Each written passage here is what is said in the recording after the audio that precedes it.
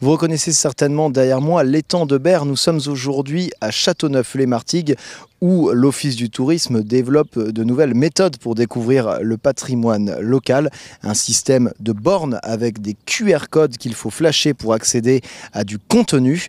Nous avons rencontré Annie Olive, elle dirige l'Office du tourisme de Châteauneuf-les-Martigues. On se retrouve juste après pour tester un petit peu ces bornes.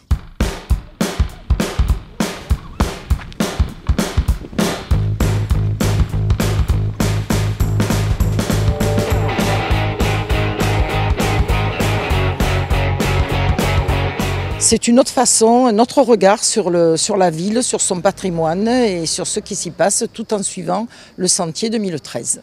Cette année, justement, les journées du patrimoine sont tournées sur le 21e siècle, sur tout ce qui est numérique. C'est l'avenir, de toute façon. C'est une découverte, c'est-à-dire on se promène, mais il ne s'agit pas de regarder ses pieds ou de regarder en l'air. Il faut regarder autour de soi et se poser des questions.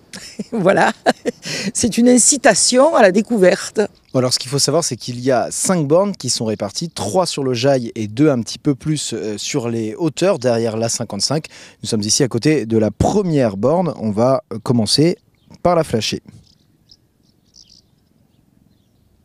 Je vois que j'ai accès à du texte avec des informations, une vidéo accessible sur YouTube, des photos, des documents historiques.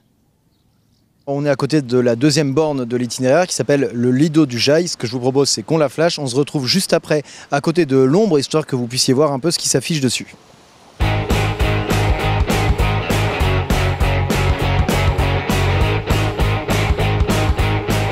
Le Lido du Jail, donc encore une fois une vidéo, du texte et quelques images qui nous permettent de voir un peu comment ça pouvait être auparavant ici.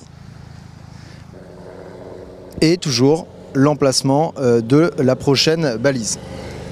Vous voyez, là on est devant une troisième borne. Inutile de vous réexpliquer la démarche à suivre. On flash le code, on accède au contenu et ensuite on peut le consulter.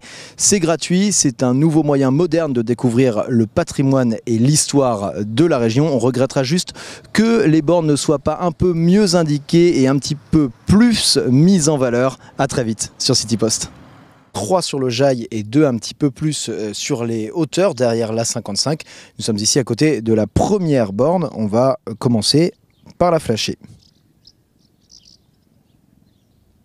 Je vois que j'ai accès à du texte avec des informations, une vidéo accessible sur YouTube, des photos, des documents historiques. On est à côté de la deuxième borne de l'itinéraire qui s'appelle le Lido. Sur ce qui s'y passe tout en suivant le sentier 2013. Cette année, justement, les journées du patrimoine sont tournées sur le 21e siècle, sur tout ce qui est numérique. C'est l'avenir, de toute façon. C'est une découverte, c'est-à-dire on se promène, mais il ne s'agit pas de regarder ses pieds ou de regarder en l'air. Il faut regarder autour de soi et se poser des questions. Voilà. C'est une incitation à la découverte. Alors ce qu'il faut savoir, c'est qu'il y a 5 bornes qui sont réparties. Annie Olive, elle dirige l'Office du tourisme de Châteauneuf-les-Martigues. On se retrouve juste après pour tester un petit peu ces bornes.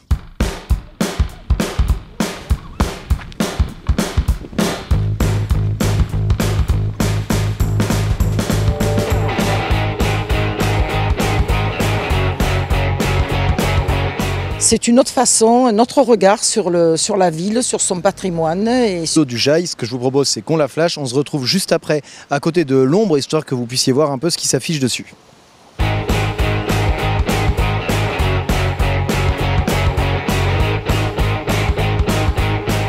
Le Lido du Jail, donc encore une fois une vidéo, du texte et quelques images qui nous permettent de voir un peu comment ça...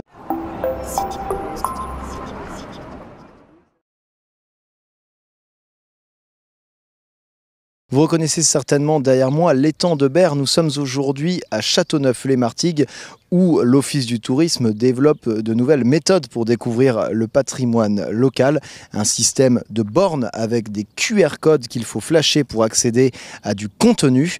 Nous avons rencontré